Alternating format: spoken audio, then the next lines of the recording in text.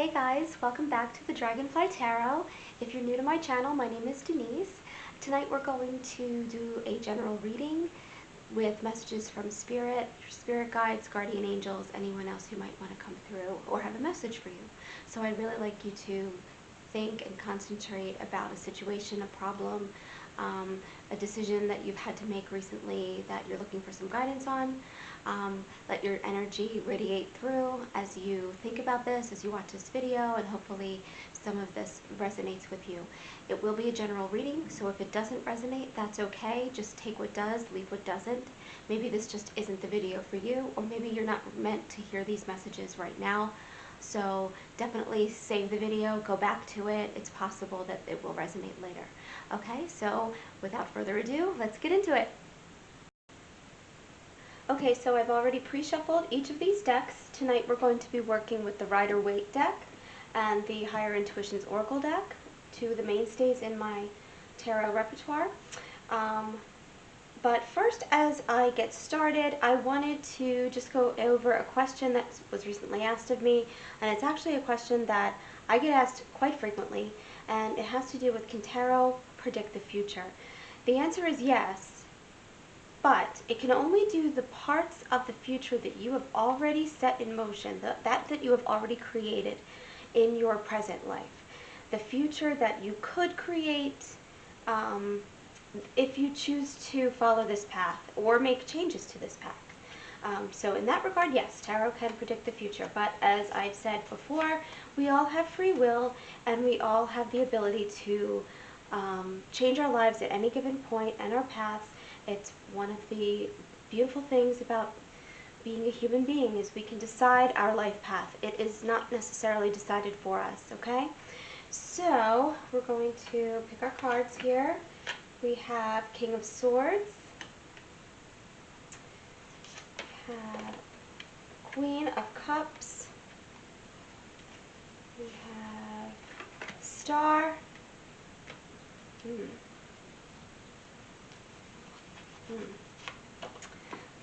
Fool, and from the bottom of the deck we have Five of Wands. Okay, so let me just take a minute here and think about this. Ooh, all right.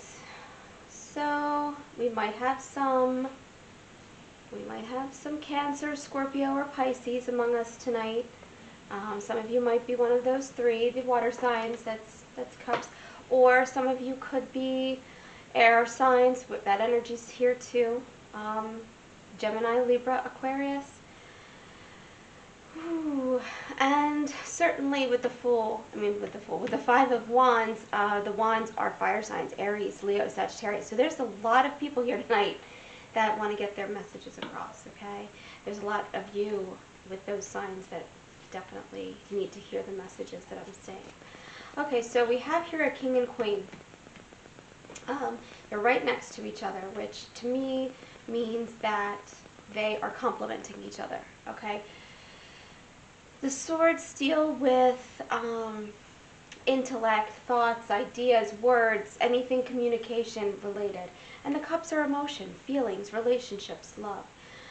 So I feel like this may be a very, some of you are involved in partnerships that are, you and your partner are opposites, where he or she is the one that always has to do everything and be in charge, and the other is the one that's the more soft-spoken one, the one that isn't, raising the children, or just the one that really thinks about the compassionate part of life more than the what has to be done, like let's just get stuff done, so to speak. And I think that some of you have that dynamic going on in your relationships. That's not really uncommon. For some of you, there's going to be a brand new start. I don't know if it's a new baby, a new house, a new job. I think for some of you, all of that's already started. But with the Star card and the Fool card, the Star is Aquarius. So some of you guys might have just recently, some of you February babies, may just be starting this new venture with your life. Um, those of you that are doing that, I really feel as though what you're doing is sharing your gifts and your talents. I feel like the star indicates not only a new beginning but a renewal of hope, and I feel like it's definitely, there's good things to come. So if you're an Aquarius baby, or if you're looking for something to happen this February, next month, which is February of 2020 at the time I'm recording this, I feel like whatever new beginning or hopeful thing that you had been wishing for or hoping for is going to come to pass. I feel like you're like almost there. You're right on track. It's right in the middle of the reading. You're so close. So just keep plugging away, okay? But I don't want you to lose sight of, gosh, with the King and Queen, I feel like there's a lot of just doing what you have to do at this point. I feel like there's a lot of, not a whole lot of choices. I feel like for some of you, you feel like you're just stuck in this rut. And I feel like with the Star card, you might be beginning to pull yourself out of it. But the Fool reminds you, don't lose sight of fun in life. Don't, be spontaneous. Be a free spirit. Don't lose sight of what you have to do. Just because you're finally attaining your goals, and just because something is getting started for you, getting kicked off the ground, don't lose sight of that. Retain your partnership, and definitely complement each other the way you have been. But don't lose sight of the fun that life is, and that it used to be, okay? And the reason why I say that is because right next to it we have the Five of Wands, all right? The 5 indicates changes, conflicts, instability, maybe even confusion. So I feel like if you don't listen to, if you don't pay attention to the energy that's in the beginning here, the partnership, the complementing each other, the king, the queen, the yin, the yang, if you don't do that, what could be coming down your way, your path, is a lot of the conflicts that you don't want to see.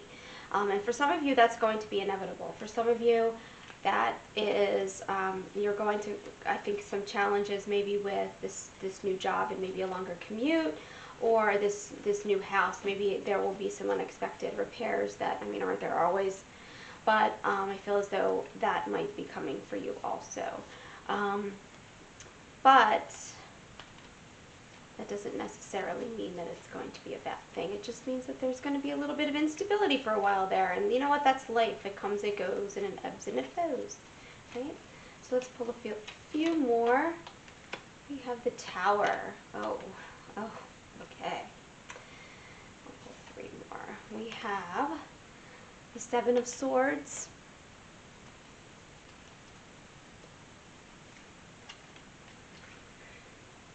And the Six of Wands. Okay. So,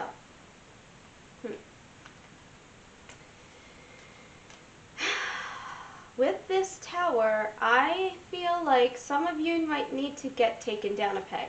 All right? I say this with love and gentility, but I feel like some of you are a little bit too big for your britches, and you're about to get a taste of your own medicine. Some of you maybe have been engaging in, I don't want to say bullying behavior, because I really hate that word. I just don't like it.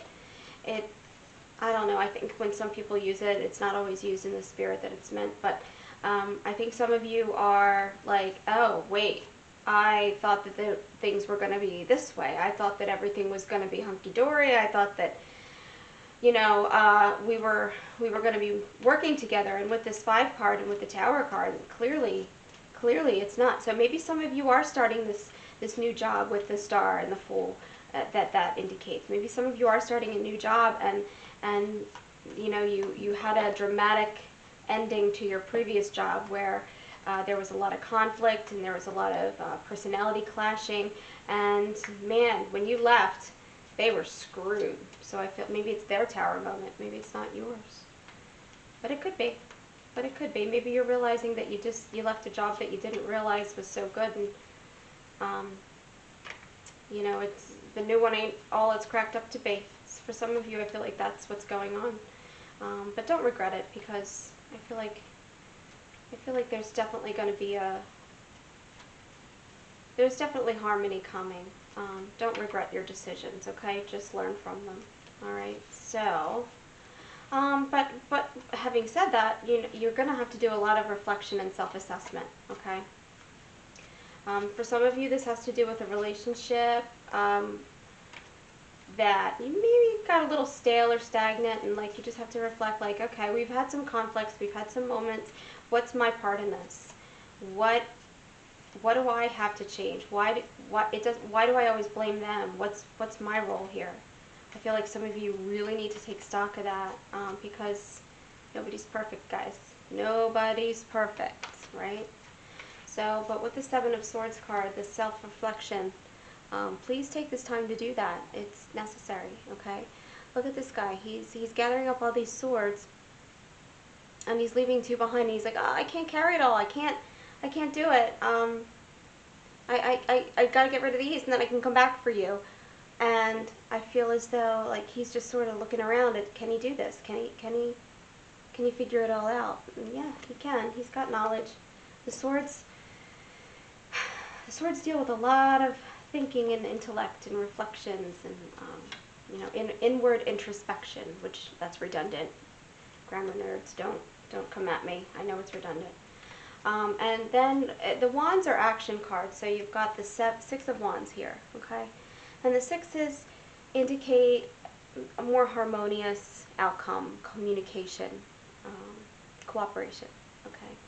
So after this period of self-reflection and self-assessment, I feel like you'll really start to have a more balanced and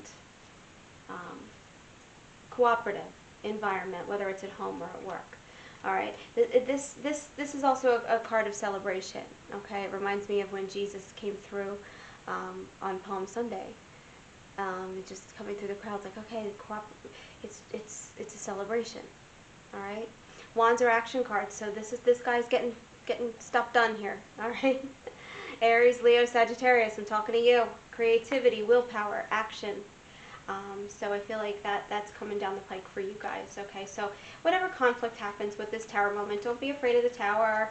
It just means that you have to take stock of what's happening, and it means that you're going to be knocked off your high horse just a little bit, or somebody in your life is. Maybe somebody that you've been trying to just nudge a little bit about, hey, yeah, you're not exactly, hot stuff like you think you are, okay? So let's get into your oracle messages. We have be strong. We have keep breathing. All right. And we have fertility. Interesting. So with the star card and with the Fool card, well, mostly with the star, I'd say. We have the Star and the Queen of Cups. A little bit of Queen of Cups. I feel like this fertility could indicate a new beginning. I feel like there's something new coming in your life, whether it's a new relationship, new house, new job, maybe even a new car, maybe something as simple as that.